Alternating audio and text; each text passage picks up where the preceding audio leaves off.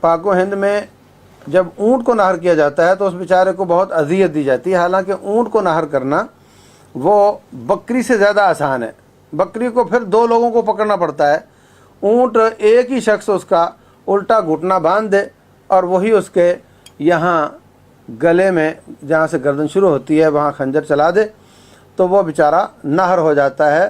اور کسی قسم کے تکلف کی ضرورت نہیں ہوتی، جبکہ ہمارے ہاں اس کی 4 ٹانگیں الگ باندھی جاتی ہیں، گردن کو الگ باندھا جاتا ہے، اور مختلف بلڈنگوں کے ساتھ رسے اس کے باندھ دیے جاتے ہیں، اور پھر دور سے اس پہ وار کیا جاتا ہے۔ یہ سب وحشیانہ طریقہ، غیر اسلامی طریقہ ہے اور بہت تکلیف دینے والا طریقہ ہے۔ رسول اللہ صلی اللہ علیہ وسلم نے فرمایا وَإِذَا ذَبَحْتُمْ فَأَحْسِنُوا الذِّبْحَ، جب تم ذبح کرو تو احسن طریقے کے ساتھ ذبح کرو۔ وَلْيُحِدَّ أَحَدُكُمْ شَفْرَتَهُ وَلْيُرِحْ ذَبِيحَتَهُ، چھری اچھی طرح تیز کر لو تاکہ ذبح ہونے والے کو تکلیف نہ ہو۔ تو ذبح ہونے والے کو تکلیف دینا یہ بری بات ہے، اسلام کے خلاف بات ہے، اور جو نہر کرتے ہیں اس اذیت ناک طریقے سے وہ